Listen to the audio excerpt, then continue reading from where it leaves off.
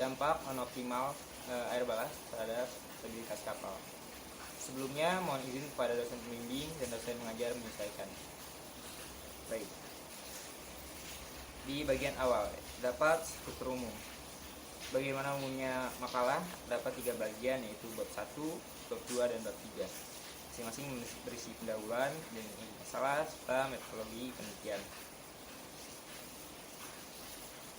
Selanjutnya, kita masuk ke latar belakang. Baik. Latar belakang yang ingin saya bahas di sini adalah mengenai air balas. Air balas, bagaimana fungsinya, adalah sebagai pemberat dan penyimbang pada saat kapal berlayar. Air balas juga dapat menambah kemampuan propulsi dan kemampuan manuver kapal. Air balas sangat diperlukan sebagai kompensator saat terjadi perubahan berat kapal dalam berbagai kondisi yang bisa disebabkan oleh variasi berat jenis beban yang dimuat oleh kapal.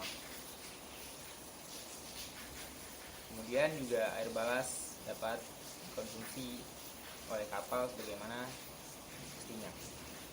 Terdapat juga rumusan masalah dan batasan masalah dalam penelitian yang saya bahas. Fungsinya agar saat nanti penelitian berlangsung, saya tidak khawatir materi saya akan menjadi bias dan arah dari penelitian saya berubah di tengah-tengah jalan.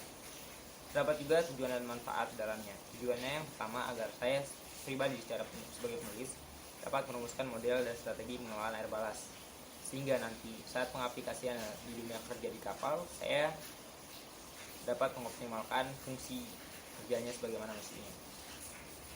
Selanjutnya, manfaatnya juga terdapat secara teoritis dan praktik agar penggunaan air balas ini dapat memiliki manfaat yang banyak. Kemudian masuk ke bab 2, identifikasi masalah. Di identifikasi masalah ini terdapat landasan teori. Landasan teori yang saya bahas adalah sumber data untuk penelitian yang diambil dari 2 sumber.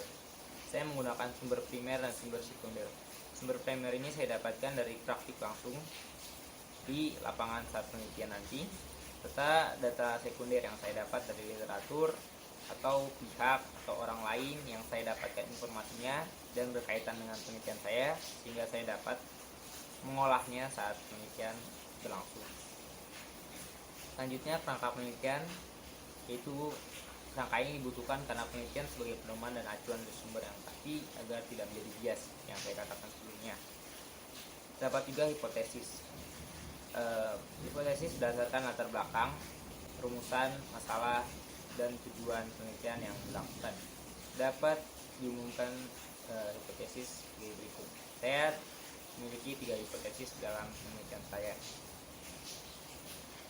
Selanjutnya masuk ke bab terakhir, yaitu metodologi penelitian. Terdapat beberapa jenis penelitian yang akan saya lakukan nantinya. Yang pertama yaitu jenis penelitian yang berdasarkan data yang saya olah dan saya kumpulkan, kemudian saya analisis dengan teknik-teknik tertentu, dan beberapa metode yang saya lakukan. Tempat penelitian kami tentunya berada di kapal niaga yang selama 1 tahun dilaksanakan saat pala, sehingga dapat dipastikan tempat penelitian tidak akan berubah dan alur perniagaan kapal dapat secara tetap tidak mengganggu penelitian saya. Baik, sekian penelitian saya. Wabillahi taufiq wal hidayah. Wassalamualaikum warahmatullahi wabarakatuh.